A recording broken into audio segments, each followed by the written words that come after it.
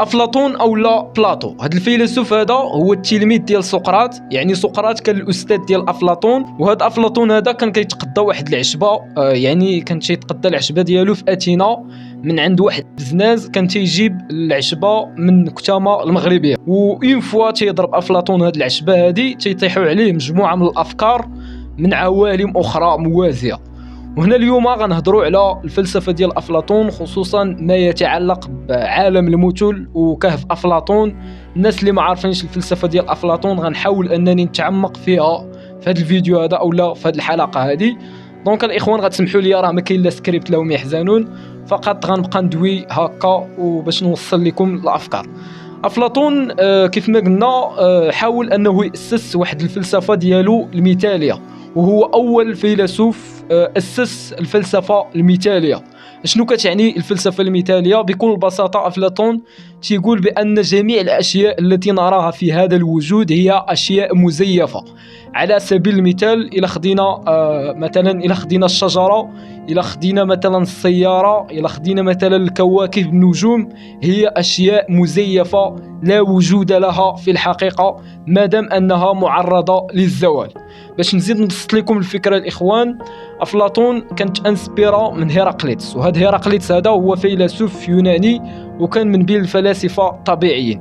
هذا هيراقليطس هذا كان يؤمن بانه جميع الاشياء في هذا الوجود ليست حقيقيه ما دامت انها تتغير وما دامت انها تتعرض للتغيير وعوامل التعريه الى اخره. هيراقليطس كان تيقول واحد المقوله الشهيره ديالو واللي هي لا يمكنك ان تستحم في النهر نفسه مرتين. شنو تيقصد هنا هيراقليطس؟ تيقصد بانك كشخص كتعوم في واحد النهر او في واحد الواد، ما يمكنش انك تعوم في هذا الواد هذا نفسه مرتين، بحكم انه هذا النهر كيتحرك، المياه كتجري، اذا لا يمكنك الاستحمام في هذا النهر مرتين. وهذا الشيء ايضا كينطبق على جميع الاشياء في هذا الوجود بما في ذلك الانسان. نحن كانسان او كحيوانات مدنيه كنشوفوا يوميا الاصدقاء ديالنا، العائله. مثلا انت كتشوف الام ديالك او الاب، وهذا الاب هذا هو شخصيه مزيفه لا وجود لها في الحقيقه ما دامت انها غادي تموت. غادي يجي واحد النهار الانسان ما غاديش يبقى في هذا الوجود هذا، غادي يجي واحد النهار الانسان غادي ينقرض على وجه الكره الارضيه. اذا الانسان ما غاديش يستمر في هذا الوجود هذا. الانسان ليس حقيقي.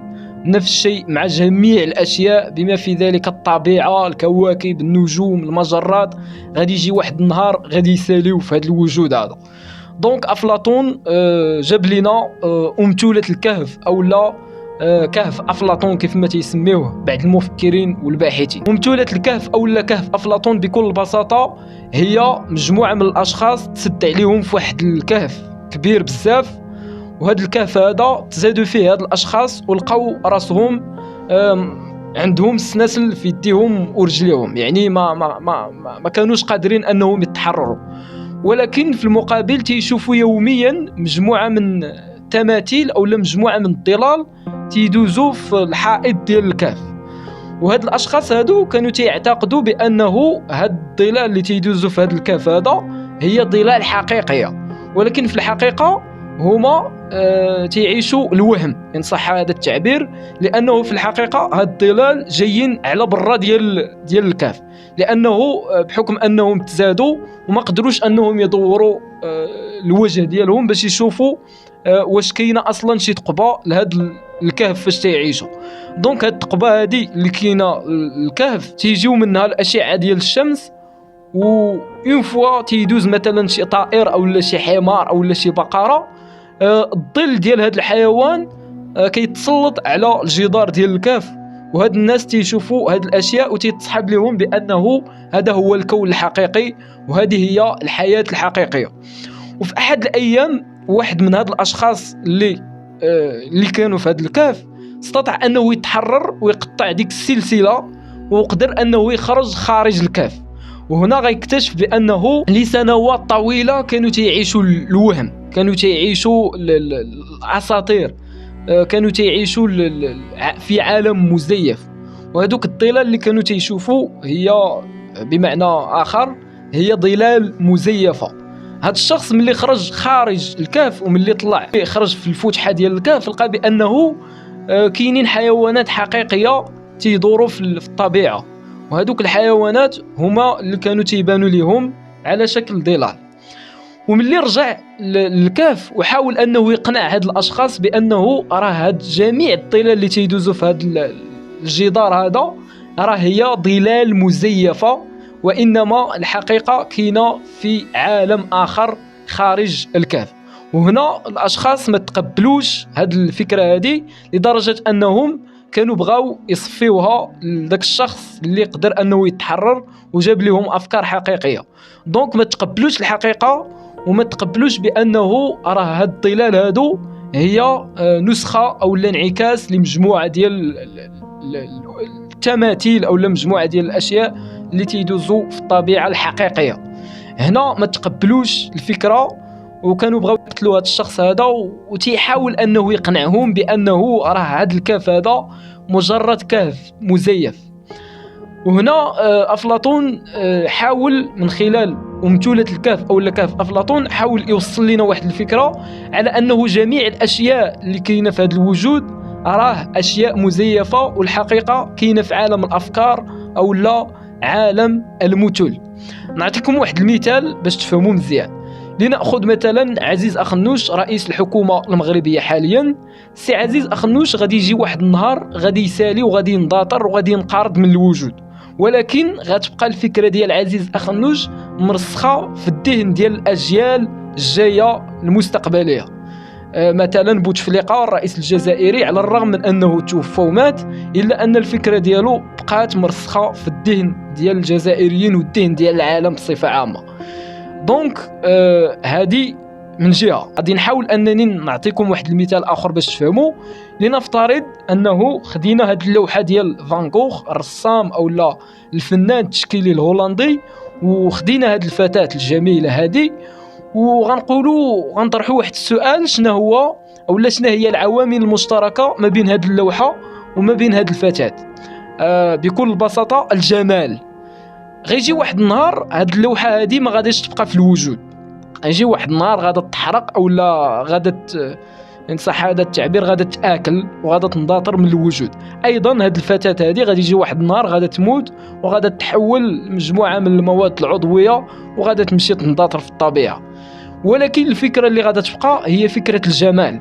يعني الجمال كاينه في عالم الافكار او لا عالم المثل. كنتمنى انني وصلت لكم الفكره باش تفهموا بانه افلاطون تيقصد بهذه الروينه كامله بانه العالم فاش تنعيشوا هو عالم مزيف، والعالم الحقيقي راه كاين في عالم الافكار.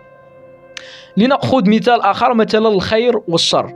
مثلا الى تلاقينا مع ناس اشرار في الوجود ديالنا على الرغم من انهم ماتوا، ولكن كتبقى ديك الصوره النمطيه ديال انهم اناس اشرار كتبقى معلقه لنا في الذهن ديالنا، وهذا هو الشر. يعني مفهوم الشر راه كاين في عالم المثل، ولكن تينعكس لنا او لا كنلقاو مجموعه من الصور ديال الخير والشر في الوجود ديالنا، الا انه على الرغم من اننا تنشوفوا اناس خيرين واناس اشرار، لانه في الحقيقه هاد الاناس راه معرضين للزوال وغادي يمشيو مع مرور الزمن، وغتبقى الفكره ديال الشر والخير ما غاداش تزول نهائيا في عالم المثل والافكار.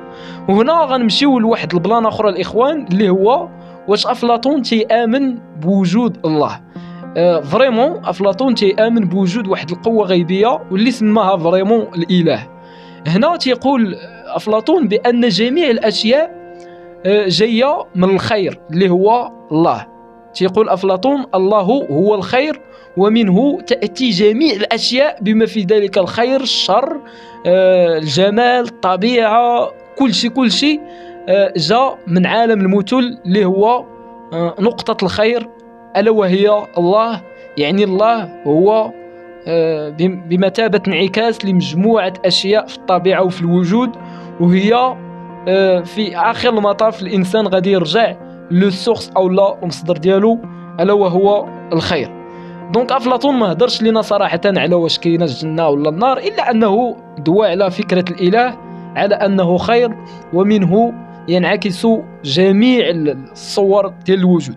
إلا جينا نطبقوا الفكرة ديال أفلاطون في هذا العالم فاش تنعيشوا حاليا، واللي هو العصر الحديث أو عصر التكنولوجيا أو عصر الذكاء الاصطناعي، غنلقاو بأنه فريمون إلا جبنا واحد الشخص أو لا إلا جا واحد الشخص مثلا من المستقبل أو لا من الماضي وجا قال لهم بأنكم راه كتعيشوا الوهم، ما غاديش يتقبلوه، لأنه فريمون الإنسان حاليا تيعيش الوهم الحقيقي، وهو بمثابة الأشخاص اللي قلنا أو اللي شفنا في كهف أفلاطون.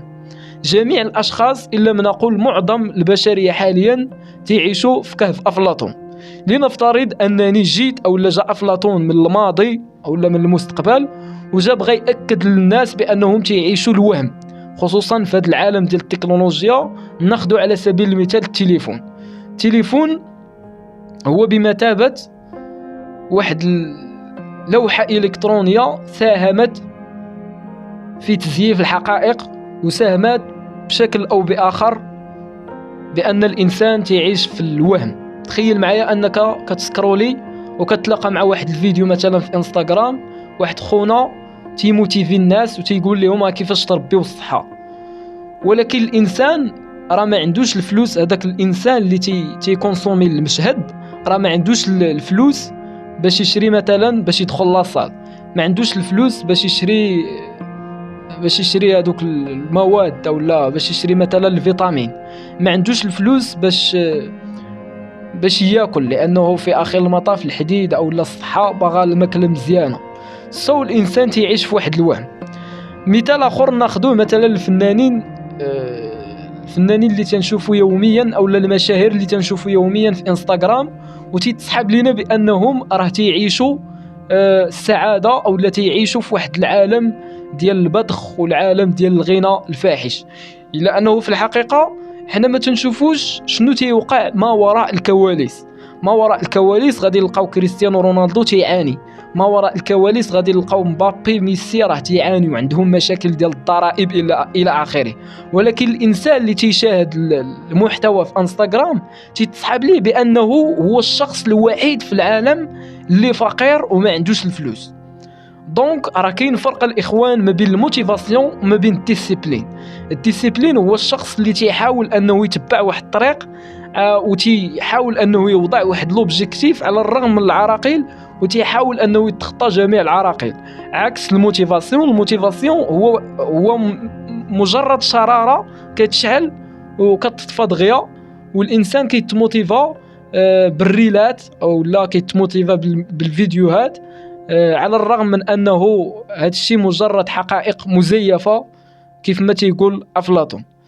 دونك الاخوان، افلاطون هو فيلسوف عظيم صراحه، وفيلسوف قدر انه يخي واحد المبدا في الفلسفه اللي هو الفلسفه المثاليه.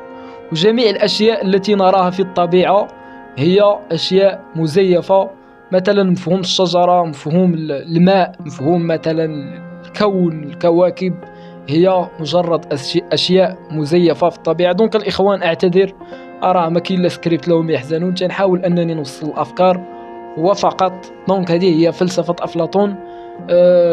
في الجزء الثاني غنحاول انني ندير حلقه حول جمهوريه افلاطون، وغنحاول انني اناليزيها مزيان باش تفهموها، لانه افلاطون صراحه الا جينا ندويو عليه راه خاصنا شي بودكاست وخاصنا شي حلقه طويله بزاف تكون فيها شي ساعتين باش يلاه نفهموا افلاطون. دونك الحلقه الجايه غنحاول انني نديرها على الجمهوريه ولا جمهوريه افلاطون باش تفهموها مزيان. دونك هادشي اللي كاين الاخوان. كنتمنى انكم فهمتوا البلان. واحد البلان اخرى الاخوان، افلاطون كان كخيه واحد الاكاديميه، هو اول فيلسوف او اول شخص اول انسان استطاع انه يخيل الاكاديميه، واكاديميس جات من واحد الاله في واحد لا بيريود. دونك هذا بلان اخر في الجزء الثاني ديال هذه الحلقه غنحاول انني ندوي عليه مزيان باش تفهموه. هادشي اللي كاين الاخوان. تهلاو.